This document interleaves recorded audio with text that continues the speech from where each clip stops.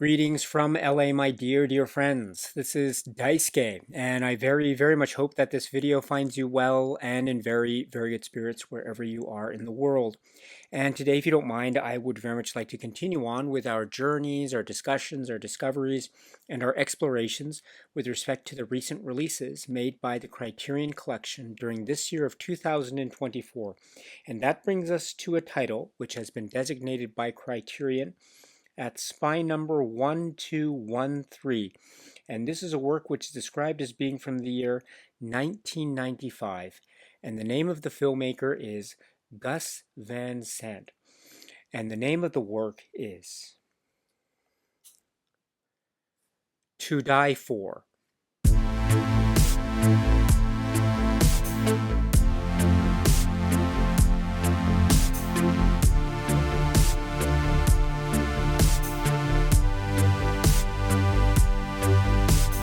This is the work, the funny, satirical, hilarious, shocking work, which is again described as being from the year 1995, and it is from the filmmaker Gus Van Sant, directed by Gus Van Sant, and produced by Laura Ziskin, and with screenplay by Buck Henry, based upon the novel by Joyce Maynard. And we have another really stellar cast, among which are, for example, Nicole Kidman and Matt Dillon and Joaquin Phoenix and Ileana Douglas and Kurtwood Smith and Dan Hedaya and Buck Henry and Wayne Knight and others, and so many others. And part of the fun is some of the surprises that are in store for you with regard to the cast when you watch this film. So, but those are some of the players, and I mentioned Nicole Kidman, who is phenomenal in this work, really phenomenal. And this is the work which is here, To Die For. To Die For is a work from the mid-90s, right, 1995, and it was one of the first kind of introductions for me in terms of getting into the films of Gus Van Sant. And I remember this had a pretty high profile of a release when it was released back in the day in the theaters, and I remember the commercials that were on TV, etc. And Nicole Kidman too, in terms of her the trajectory of her filmography and her career. And this there were so many films within the time frame of these years, the 1990s into 2000s, where she was appearing in so many incredible, entertaining works that had showcased her incredible range and degree of prowess as an actor. And this is a great example of this film, of her performing talents. It's a really remarkable performance. The character Suzanne Stone, or Suzanne Stone Moretto, one of the great characters of this type of 1990s satirical comedy that I think became part of the milieu or tableau of sort of on the outskirts, if you will, of wide release cinema that is also touching upon aspects of a kind of independent spirited mindset of filmmaking. And I think grounded by many of the people behind the camera, among which, of course, is the director Gus Van Sant. So we have, I think, a really wonderful mix and blend of ideas and themes and tones that is very biting, very in your face, and quite shocking in a lot of places, and quite brutal and relentless, and also hilarious, and quite the cinema meal, in a manner of speaking, because there's a lot to digest and a lot to ponder, while perhaps laughing along the way, while perhaps wincing and just maybe mouth aghast, as in, oh my goodness, WTF, what is going on here? It's that kind of feeling, and then some when one watches a work like this. It's really amazing. To Die For. So To Die For is in the Criterion Collection physical media catalog, and I think if we were to try to focus in on the plot or story structure of this work To Die For. It opens in this very interesting, intriguing way of meeting various characters. For instance, our main character, Suzanne, who is the Nicole Kidman's performance. We see her, we hear her words directly speaking to us, or what appears to be directly speaking to the camera, looking into the camera with a kind of white background, and speaking about certain details, introducing us to her life and her background. Humble beginnings in a rural, rustic, peaceful New England setting, small town, where she also seems to have certain ambitions about what she perceives her life, how her life should be in terms of finances, riches, and rewards, and also wealth and fame. And so we see her through maybe instances of chance and happenstance, perhaps, or maybe something more. We see her being involved with other characters that we come to meet as well, such as the character played by Matt Dillon, and also by extension Ileana Douglas, etc. The Morettos, and Matt Dillon bringing in yet another great multi-layered performance that's, I think, equal parts funny and hilarious, and very, I think, down to earth and humane, which is, I think, a perfect type of counterbalance to the almost larger than life type of brilliantly rendered, almost poetic, operatic wackiness that is in store when one watches the character of Suzanne Stone, portrayed by Nicole Kidman. So there's this wonderful back and forth between the two of them, which of course is part of the plot early on. Their meeting, their relationship, their coming together, and their marriage. Which then becomes another key element of the plot, because we understand that Suzanne has ambition, and maybe that ambition and drive has no bounds, and there's no intention for it to be stopped. Whatever it wants, whatever she wants, she will seem to stop at nothing to try to attain what it is she is aiming for. And along the way, again, early on in the film, we also understand that she seems to be trying to attain for some kind of position of wealth and fame, a type of public fame, even to the point of public notoriety. And that is, again, riding the wave of the film as we run through the film from the first act to the second act, all the way to its very engaging conclusion. But along the way, her path to stardom, her path to fame, seems to be finding its way, again, through certain sets of machinations and subplots within subplots, showing a kind of maybe Machiavellian drive that is also very much perplexing many of the people around her, thus creating the sense of maybe the absurd, the absurdist, and the maybe even the pitiful, as well as the ultra comic and ultra humorous. And so, going back to the plot, we understand that Suzanne has her sights set on the local news station, or the weather reports in the local news station, after a certain, say, rising in the ranks of her career choice, as it were.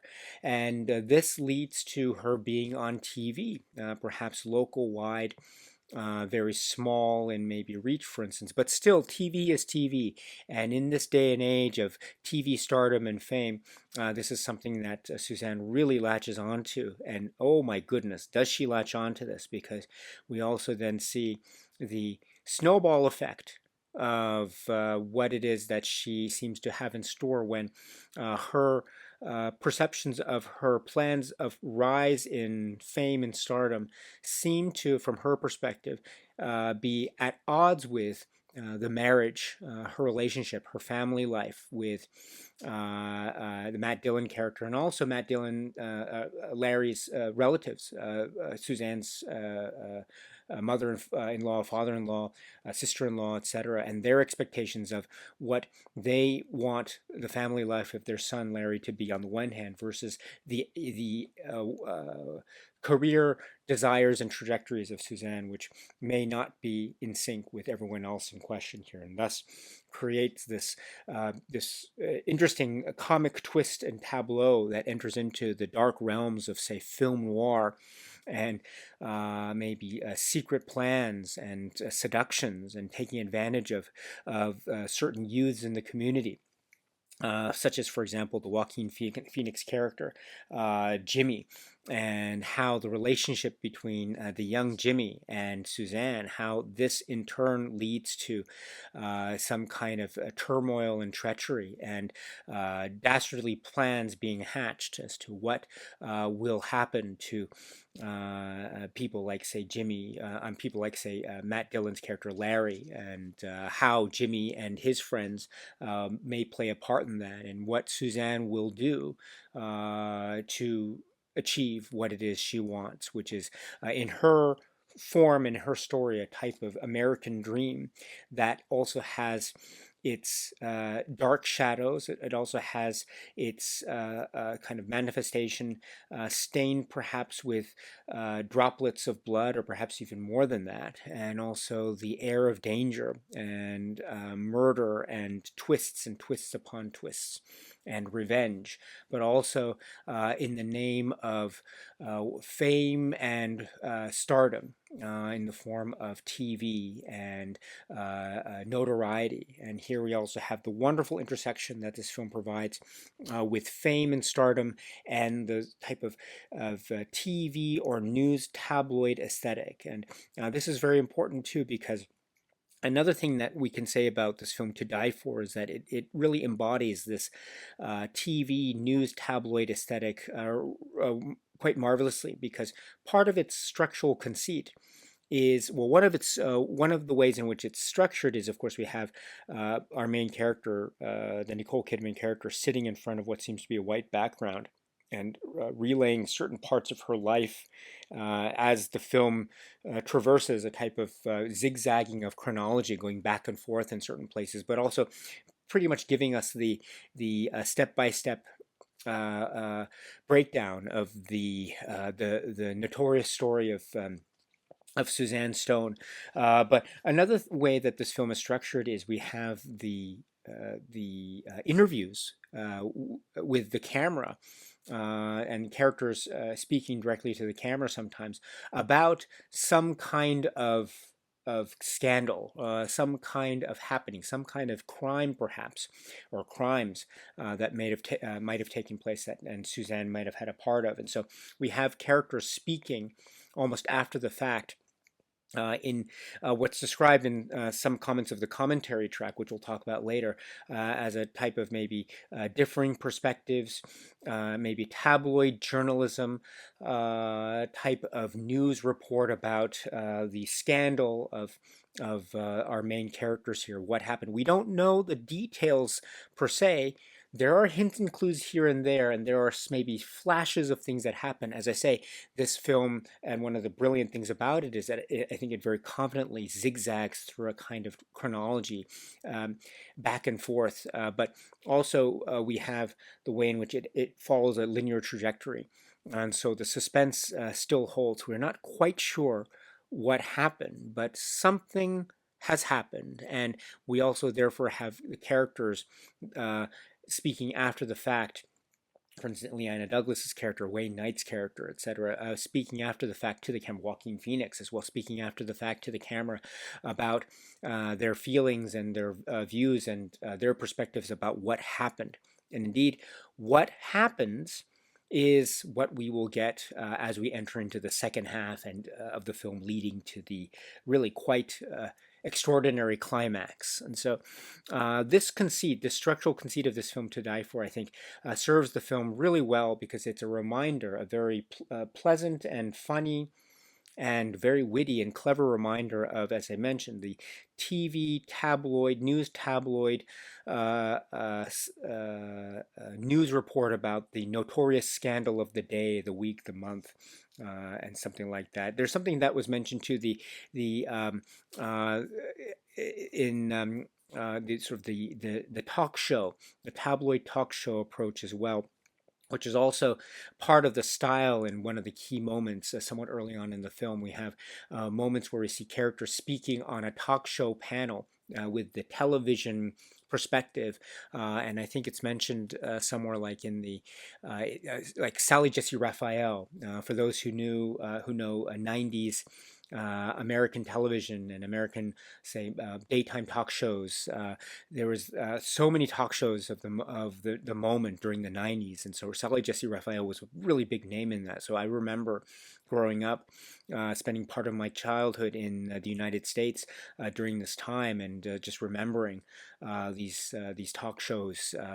I mean, like there was, what was it? It was like Maury Povich and Montel Williams and Sally Jesse Raphael and Ricky Lake and so many. But it has a kind of momentum about it, because it is, again, a cinematic storytelling embodying this type of TV tabloid journalism, talk show scandal perspective, and it's interweaving that with the story of these characters, which itself is seemingly a story of the tabloids, as it were, but it's done and it's drawn out in a way that is also, again, a kind of patchwork of chronology going back and forth between perspectives and between points in time, and also giving us certain twists and turns, because what we see at the beginning of the film and what was revealed to us at the beginning of the film may or may not necessarily be what it is that we are considering at the end. So that, I think, has so many possibilities, really a lot of possibilities. So I think, I'm very, very taken with this work. It has this witty, uh, a punchy feel. And it is relentless. It is brutal. It is cold. There are some scenes where we understand characters are manipulating other characters, and we understand the cruelty of the situation. But also, we laugh along with the jokes. We laugh along with the almost the morbid curiosity aspect of the humorous scenes, and we are sort of swept up in the chaos that ensues, and almost the disregard and the abandon for a type of, say, kind of, a certain set of values, or moral based values, from a certain perspective anyway, maybe societal moray based, quote unquote traditional values, in lieu of that, we have this kind of in your face, huge gust of wind type of bravado and abandon and confidence that borders on a type of chaos in the form of this grand operatic character performance from Nicole Kidman. I mean, this is an incredible it's an incredible performance. And the smile on the TV screen, or the way that she understands about using her image and using her body and using her sexuality, and trying to use it to her advantage to further some kind of plot or some kind of motivation going forward, and understanding the allure and the pull and the real gravity of sort of television, and presentation and words and language that's used. I mean, there's a really wonderful point where she's talking and she's being a weather person, But she understands, I think, very intuitively and instinct, as a great instinct, that she needs to present herself in a way that has a certain degree of, say, a semblance of gravitas, for lack of a better phrase. And so this creates the aura, a kind of a sort of self-induced type of aura that just builds and builds and builds. Another way to describe it in terms of the film is notoriety and fame and being famous and notoriously so. So, in that way, this is a sort of operatic, grand gestured performance that also has its moments of quiet, maybe quiet introspection, moments of maybe the possibility of making certain turns for the better or perhaps for the worse. And speaking of the plot, this is a plot that has a lot of layers and a lot of twist upon twist upon twist upon twist.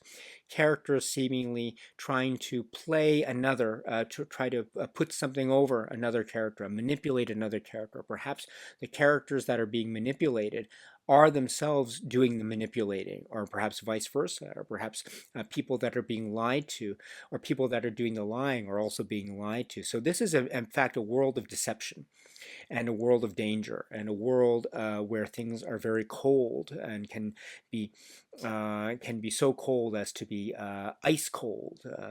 Things that are on the surface are buried beneath, and so this is the world that we are introduced to. But we are also invited to laugh along and to really maybe almost marvel or be horrified at the chaos and destruction and the foul play that is occurring all at the same time, or all while we have our characters smiling, or we have Nicole Kidman's character smiling, smiling to us, smiling to the camera, smiling for the audience. Because for her and for people like her, that's what it's all about. It's about the fame. And my goodness, what a statement this is. What a performance this is. What a great film this is. It's so great to see this in the Criterion Collection. This is the work which is to die for.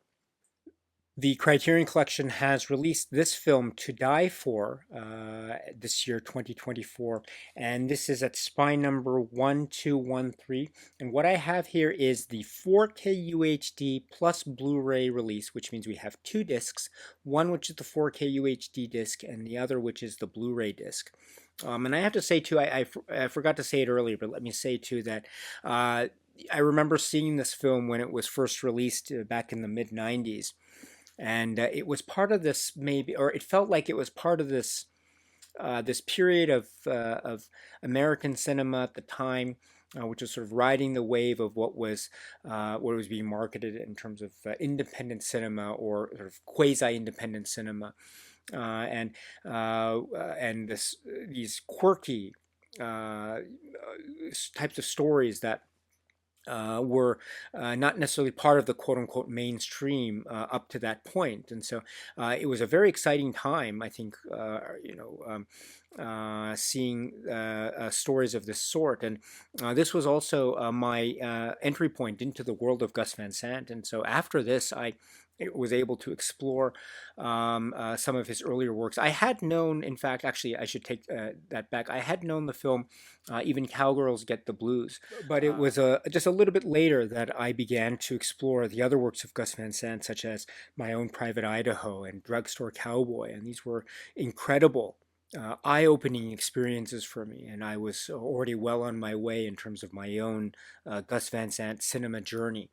And it would, of course, continue on with other films subsequent to this, such as, the very interesting film Psycho, or Good Will Hunting, or films like, say, Elephant, etc. So this was one of the early films of Gus Van Sant that I was very fortunate to have been able to see, and it really had quite an impact. I didn't. It was one of those moments, again, early on in my life. I didn't know whether to laugh or to cry, and that sort of thing. And it welcomed me to do both, and also be horrified and just marvel at how how chaotic the proceedings were. And so this was a very exciting film in a period that had a lot of excitement in terms of American cinema back in the day. So, I mean, of course, American cinema has very exciting moments throughout its history, but this is like one of those periods, you know, the mid 1990s. And To Die For was certainly part of that equation.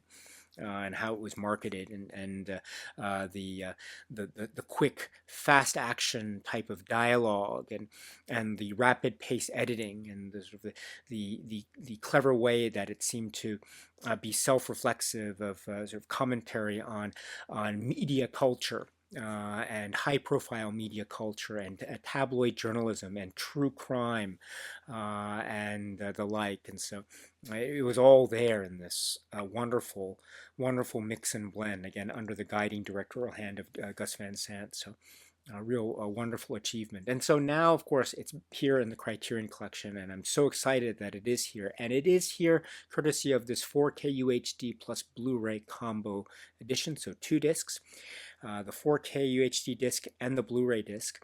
I have the 4K disc in the player right now, and I love this image, by the way, of it's one of the moments of Nicole Kidman as the weather person. It's and that smile, it's the smile of Nicole Kidman as Suzanne, the main character here. This is such a key trademark of her character. I mean, it's beautiful and alluring. It's also grotesque and exaggerated, and this is, I think, exactly the sort of the polarization of the many facets of the character of Suzanne. It's embodied in the single image, and there are so many points where she is smiling, and you have to wonder, is it an angelic smile or a devilish smile, or perhaps it's a mix of the two? And so it's absolutely brilliant choice for purposes of this Blu-ray, sorry, the 4K UHD menu, and then for the artwork, which we'll talk a little bit about later. But okay, so sorry about that. So yes, I have the 4K disc in the machine right now. And the reason why I have it is I just want to say that it does have the movie, it has chapters, it has the commentary track, and also has subtitling option. And we'll talk a little bit about the commentary track later. But first, I do want to say about the master, about the materials, the presentation. I've removed the fold-out prior to the start of making this video. It is a fold-out leaflet insert, and it does say on one of the pages here about the master, and I quote, "The new digital master presented here was created from the 35mm original camera negative, which was scanned and restored in 4K resolution at Prasad in Burbank, California. The audio restoration was completed by Blue Wave Audio, and the 5.1 soundtrack was remastered at the Post Media Center at Sony Pictures Studios. Excuse me. The feature is presented in Dolby Vision HDR, high dynamic range on the 4K Ultra HD disc, and high definition SDR, standard dynamic range, on the Blu-ray." So, as I say, I've seen this film since its original release, and I have caught up with the film, but not so much. Since then, so it's a great reminder revisiting this film courtesy of this new release. And so upon being able to procure myself a copy of this, I then watched the 4K disc, and I watched the Blu-ray disc, and I watched it a number of times, and I was having so much fun with it, and just seeing again the cast members, and oh my goodness, this person appears, that person, oh, it's amazing, absolutely amazing experience, and so much fun, and so devilish and so clever. But with respect to the presentation, you know, I must say that it's quite good, and it's excellent. In fact, I think that it has this is a film from the 90s, and what I love is that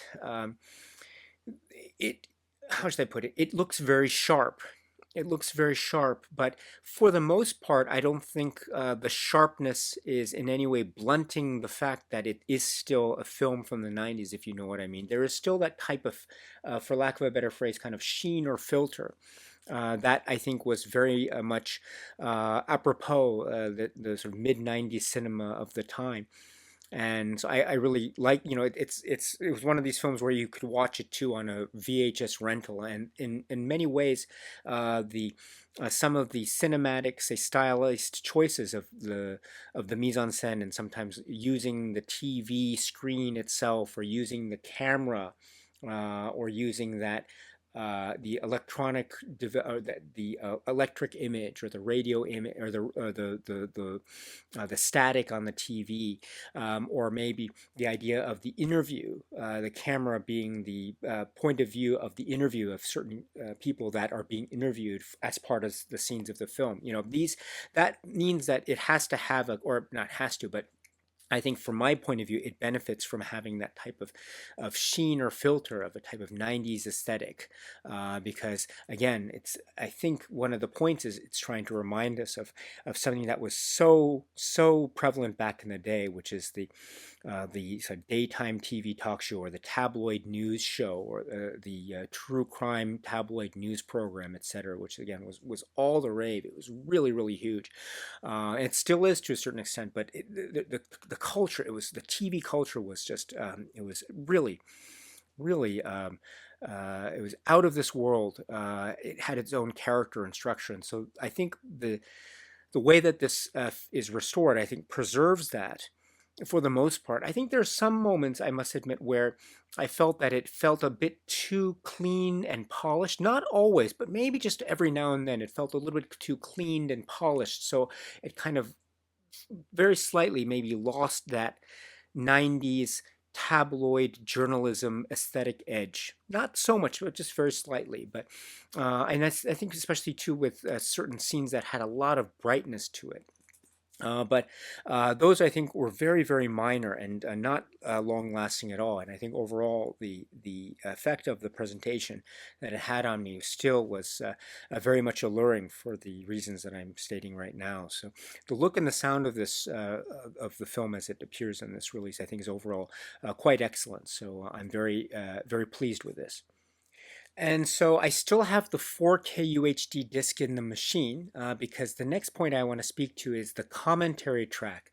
One of the great benefits of this Criterion release is that you can watch the film on the 4K disc or the Blu-ray disc. It's your choice. But either choice, my dear friend, or either option that you go for, you can watch the film and also have the choice or the option of watching it with the commentary track on. It's a great commentary track. So it's described here in the menu. I quote, "This commentary track, recorded in 2023, features director Gus Van Sant, editor Curtis Clayton, and director of photography Eric Allen Edwards. To listen to the commentary while viewing the movie, press the audio key on your remote at any time." I just want to, yes, to praise the work of the editor, Curtis Clayton. It really, as I mentioned, has this zigzag effect of jumping from place to place to place in certain aspects that sometimes can be quite hyper realized and energized and really frenetic and electrifying. And sometimes you have moments where you're going, you have the perspective of something that occurs from the perspective of one character, and then you cut to something else, and then you cut back to that same scene except from the perspective of a different character. And it has a kind of it sort of upsets the apple cart type of effect to it, which I think is very, very effective, because it puts us on edge, and it makes us realize that there are hidden agendas and also differing perspectives. Which I think serves a viewing of the film quite nicely. So kudos to the editor and the editing work here, and also kudos to the photography, the cinematography, the director of photography, Eric Allen Edwards. As I say, the look, the way that the characters are captured looking into the camera a lot of the times, and also the landscape of sort of the New England setting, or the peaceful tranquility that is upset by a lot of the turmoil of the characters, and sort of the symmetry and the almost the pristine symmetrical precision of the mise en scène, and also the structure of the film is suddenly upset with bursts of chaos and confusion. And I think it's captured so well in how it's photographed. So it's great to have Eric Allen Edwards and Curtis Clayton appear on the commentary track, which is fairly new, 2023, and also featuring, of course, the director, Gus Van Sant.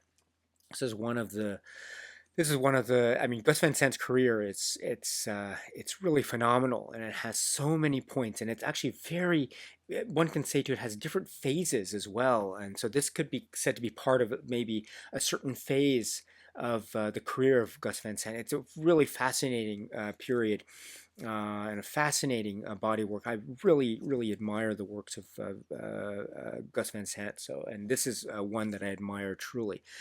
Having seen it, having seen it fairly early on in my own personal cinematic journey, as I mentioned before. But okay, I'm so sorry.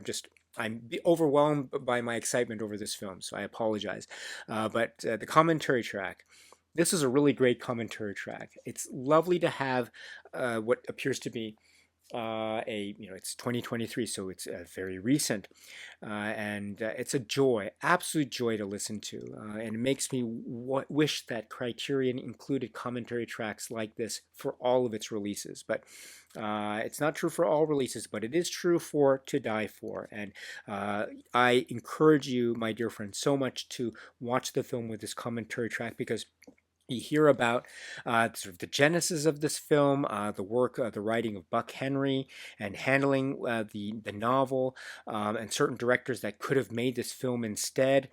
Mike Nichols is mentioned as well, and also this idea of I mentioned too the tabloid TV journalism aesthetic also at the time, and I had forgotten about this until I heard the commentary track mention this. But this was also the period, the 90s was also the period of Court TV.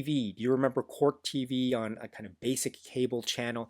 And it was a channel it was almost nonstop televised court proceedings. And I think it gained a lot of prominence in terms of at the time certain televised trials that received a lot of notoriety through channels and avenues like Court TV, and of course other channels as well. But this was the era of Court TV, and there was very high profile trials or hearings that are taking place. For instance, the commentary track mentions, I think, for instance, the parole hearing of Charles Manson, or also coming to mind the Menendez brothers, etc. So this was and also O.J. Simpson as well. So this was, I think, this type of reference, I think, is really amazing. And it's also mentioned as elsewhere as Sally Jesse Raphael, etc. These are really key references. And so, and also further discussions too about the format, 35 millimeter format, 60 millimeter format, TV format, which is also part of the aesthetic of the film itself. TV video footage is also embedded into the storytelling aspect, the use of the camera as well. And also how Nicole Kidman entered the picture, how she ended up with the role. And also because that's also a very interesting, fascinating story in and of itself. And so, of course, this is one of the great Nicole Kidman performances, and so incredible performance, absolutely incredible performance. And I mean, this film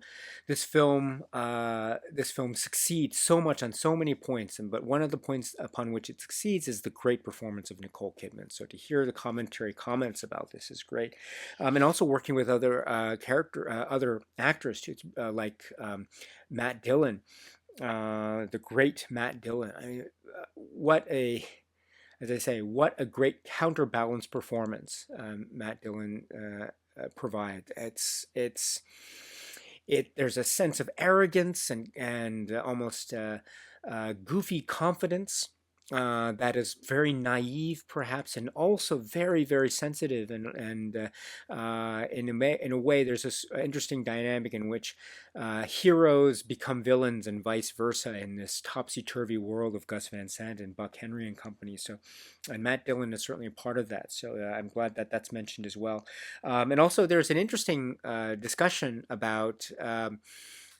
Maybe a certain, say, certain reactions or opinions with respect to Buck Henry and Ileana Douglas. So those are interesting anecdotes to listen to.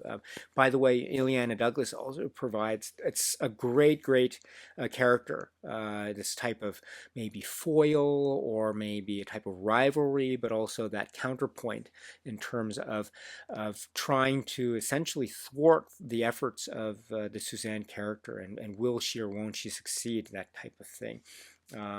Wonderful performance here as well, and also to aspects of the wardrobe and something, the wardrobe and the fashion and the look and the hair and the design of the character and the feel, and this is so important, all these details, and it has this over the top grand gesture type of feel, as I mentioned, operatic. This is operatic to its core. This is court TV, daytime talk show, TV tabloid opera at its finest. And I think part of that too is the fashion sense that's also embodied here. Also, there's a discussion about the working relationship, being Gus Van Sant and Laura Ziskin, and also some surprises about people who appear in the cast. And I think that's part of the fun and joy of watching this film, because there are a lot of surprise. It's so great to see who appears. So just I hope you have fun when you watch the film, if you're watching it for the first time. And also how certain how sex is handled on screen, and by the filmmakers, and also how sex is handled and used by the characters within the world itself, because this is about this is in a sense, this is a story about, or this scandal that's at the center of this film, the narrative of this film. It's a scandal of murder and sex, in a manner of speaking, or at least that's how it's being publicized, and that's also part of the point of the film. So this is also discussed here, and also the close-ups, the use of close-ups and the interview aesthetic, and also close-ups on the characters and the performances. Joaquin Phoenix is mentioned, as well as the in-laws, and Nicole Kidman herself as well, etc. And film references are made here. Sunset Boulevard references made. This is a brilliant reference. Kind of the idea of fame and grandeur and delusion, self-delusion, and having this connection with sort of the golden age of Hollywood. And also Citizen Kane is mentioned too, in terms of the chronology and telling stories. And also Rashomon, the Akira Kurosawa film, is also mentioned here as well, because, as I remarked earlier, one of the intriguing aspects of this film is the structure.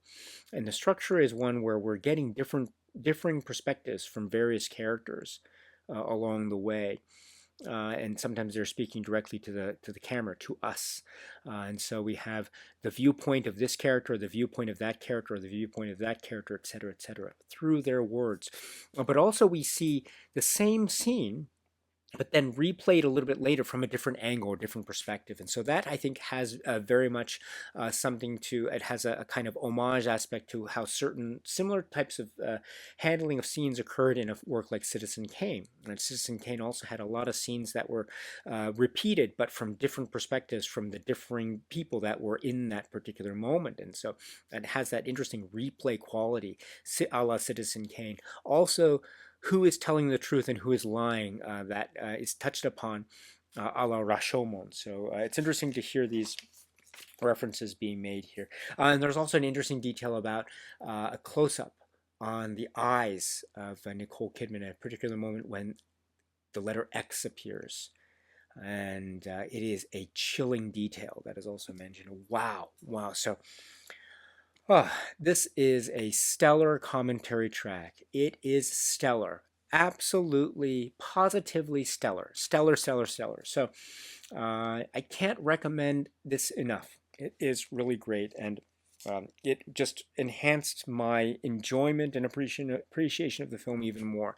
And these details I had no idea about that just came to life when I heard the commentary track and watched the film. So I strongly recommend it. And now, my dear friends, I have taken out the 4K UHD disc from the player and I have inserted the Blu-ray disc because, as we have discussed, this Criterion release, at least what I have in front of me here, this is the 2-disc release, one being the 4K UHD disc, the other being the Blu-ray disc.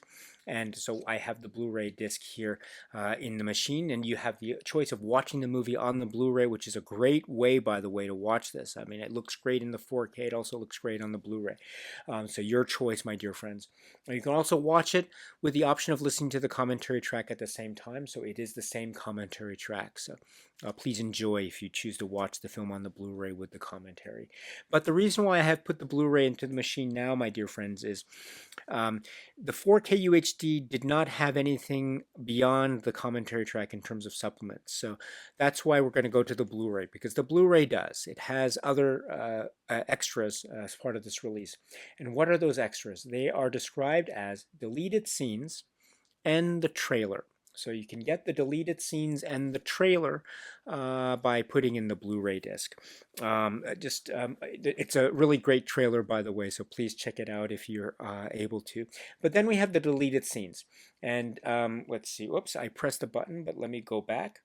And we will. There we go. I had a bit of technical difficulty. I couldn't handle myself as well as Nicole Kidman's Suzanne, unfortunately, but I did my very best. So, but in any event, yes, I pressed the deleted scenes button, but it doesn't have any explanatory note as a submenu. Just go straight into the deleted scenes. So I just want to make mention about the deleted scenes. It's 35 minutes in total, and I didn't detect any, say, chapter jumps within the 35 minutes or so of the deleted scene section here. So it's you have to watch it in one go, or you have to sort of fast forward if you want to go to a particular point, etc. So it would have been nice to have had it in a way which we could jump from scene to scene to scene, or bit to bit to bit. But oh well, it's a very minor quibble on my part. Still, it's great to have the deleted scenes overall in sort of montage form. And we understand from the commentary track that there were a lot of changes that were made in terms of the structure, in terms of presenting the information and how the film opened, for instance. And I think, therefore, we have, for instance, the way in which the film might have opened had it been the way in which it was originally planned. At least that's my understanding according to what I heard on the commentary track. And so it was a way, the opening of the film could have been this series of, say, shots within the house itself. And I think we get a little bit of that part early on in the section of deleted scenes. So part of the deleted scenes too is maybe recalling what was talked about in the commentary track in terms of what could have been, in terms of what was initially planned, but then was essentially replaced with what ended up being the final product scene at that particular moment. So the opening of the film, I think, is represented within here.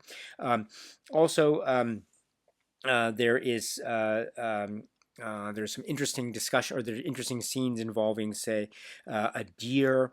There's Grace Kelly, Arsenio Hall as well, Gus Van Sant as well, Tattoo, and the lake, and the like. And so I'm trying to be as vague as possible here.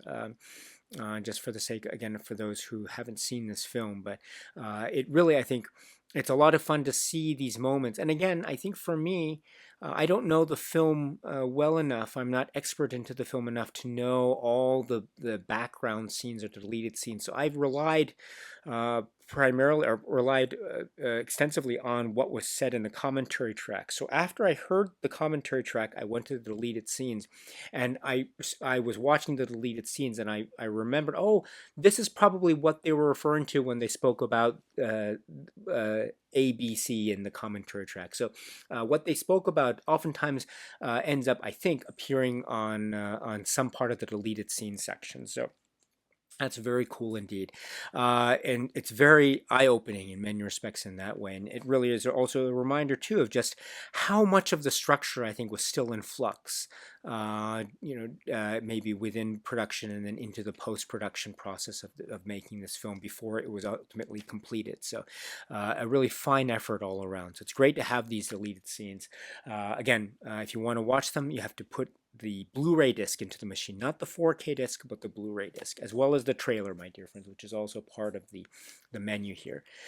And then it's a little bit hard to see. I apologize because it may be out of focus, but the Blu-ray menu here says movie, chapters, commentary, deleted scenes, trailer, and subtitles. So there is no indication of supplements on the Blu-ray menu here. It's very common for Criterion to have supplements, and you press that or you select that and it takes you to the supplements submenu. Here we don't have that. So that is also maybe an indirect way for me to say that it might be that for some this release from Criterion might appear on paper to be, in terms of quantity, lacking in a sort of a voluminous amount of supplements. And if you feel that way, I can definitely understand. It's the commentary track, deleted scenes, and the trailer.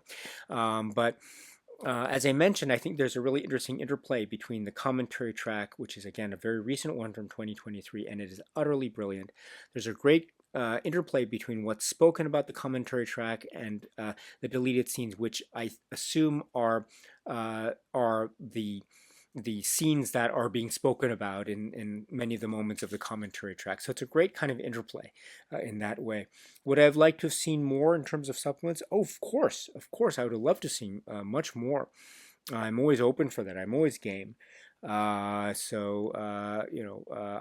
therefore I understand if people are critical of this release from the viewpoint of, in terms of quantity, the criticism or perhaps certain people might regard this as having a lower amount of supplements and might be wanting more. I totally understand that. And if you feel that way, yes, I won't dissuade you from thinking otherwise. I think that's perfectly legitimate criticism to have. But that, for me, still doesn't take away from the brilliance of being able to see these deleted scenes and also taking into consideration what was said in the commentary track, which is, again, a really great one. So, as well as the film itself. So, this is the state of things with respect to the extras and the supplements with regard to there are a lot of twos here, I apologize. With regard to Die For. Sorry about that. And now let's talk about other aspects of this release, the packaging and the cover art design, etc. And as I mentioned before, I love this focus on the face of this character. It's part of the front cover design here with the great font To Die For and the smile that's replicated here. And I must mention too, there's if you look closely at the eye of Nicole Kidman's character here, and it's a little detail that was, as I mentioned, referred to in the commentary track. It's what is reflected in the eye itself. It's really great choice for the cover art. A really great choice, and I love the font choice here and the use of the color, the white or pastel white and pink choice here. It's fantastic, absolutely fantastic. And just a note about the art. According to the materials here, the art is credited to art director Sarah Habibi, Eric Skillman, and designer Tori Huyn, and art production coordinator William Breeze, and art assistant Julie Sussman. So well done in terms of the design here. I really appreciate it. I think it's great, so apropos. And also, I must give note to the design aspects or choices in terms of the fold-out leaflet, which we'll talk about here too. Also, the insert would go on this side, but look at the discs. This is also a great design choice. We have the 4K disc and the Blu-ray disc. And I note that the Blu-ray disc, is the way I have it here, it's stacked here, and then the 4K disc is behind. Look at that. Look at that.